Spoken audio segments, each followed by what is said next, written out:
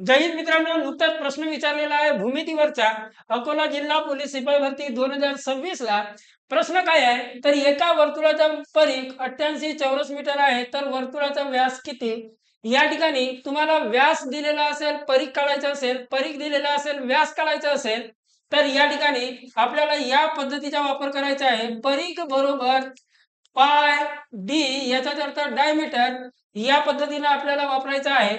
मग परिघ दिलेला आहे 88 बरोबर या ठिकाणी पायाची किंमत ठेवा 22/7 गुणिला काय होईल, डी होईल, डायमीटर होईल.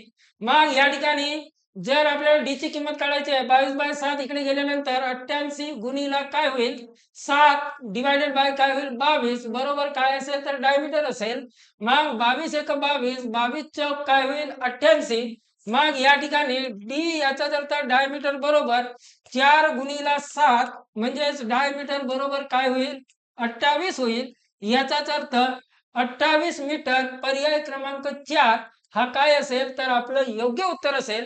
व्हिडिओ आवडला असेल तर लाईक करा, चॅनलला फॉलो करा. जय हिंद.